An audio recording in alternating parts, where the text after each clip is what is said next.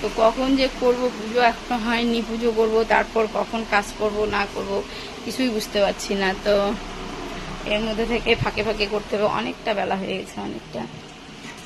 তো দেখো একা হাতে কাজ করতে গেলে তো অনেকটা সময় লাগবেই, কারণ একা হাতে কাজ করা আবার পুজোর জোগাড় করা, পুজো করা। তো পুজোর জোগাড় কি করব, কারণ শাশুড়ি ঘরে তো শাশুড়ির ঘরেই ঠাকুর ছিল, তালা টালা দিয়ে তো চলে গেছে, তো সেরকম তো ঘরে আর পুজো দিতে পারবো না।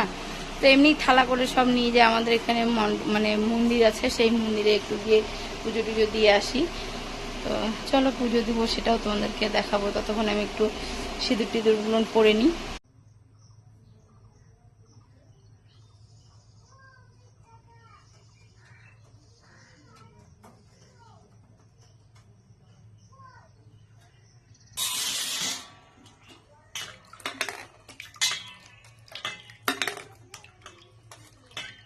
টুকুরগুলো ঘরে রাখলে তবু পুজো টুজো করা যেত, কিন্তু সেটা তো আর হলো না, করবো আর।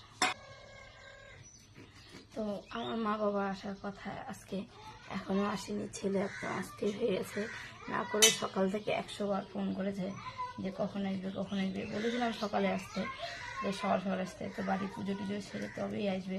তো জানি না কেন এত দেরি হচ্ছে, এত দেরি করে কেন আসছে জানি না, অনেকটাই দেরি হয়ে গেছে, তবু এত দেরি করছে, কখন আসবে বলতে পারছি না। তো আসবে বাবা মা, দেখতেই পাবে যে বাবা মা আসবে। আমি ভেবেছিলাম আসবে, আসলে পরে একসঙ্গে বসে প্রসাদ খাবো বা একসঙ্গে বসে খাবো। তো জানি না আসবে কিনা, দেরি করবে। তো তোমাদের দাদা ভাইয়ের এখনো চান হয়নি, ও গাড়ি ধুচ্ছে, গাড়ি টাড়ি ধুয়েও চান করে আসবে, ততক্ষণ পুজোটা করে নিই। এইদিকে তো দেখলেই তোমরা ছোলা ভেজে রেখেছি ঘুগনি করবো বলে, তো কখন কি করব বুঝতেই পারছি না।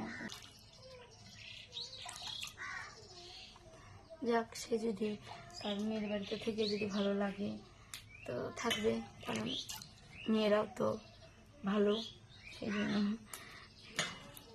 তো যাই হোক, নেই জন্য কোনো আফসোস নেই, খুব ভালো আছি আর শান্তিতে আছি। না হলে দেখো যে আজকে যে পুজোর একটা দিন পুজো করছি, এটাও মানে একটা মনের মধ্যে কেমন যেন খোটা মোটা হয়ে থাকতো, নেই। শান্তিতে পুজো দিচ্ছি, শান্তিতে সব কিছু করছি, ভালো আছি, নিজেও ভালো থাক, মেয়ের বাড়িতে ভালো কাটাক, এটাই চাইবো। আমরাও ভালোই আছি, সুখেই আছি। খাওয়া রেডি হয়ে গেছে, তো আমি এখন যাই পুজো দিয়ে আসবো। এই যে দেখো, দেখতে পাচ্ছ।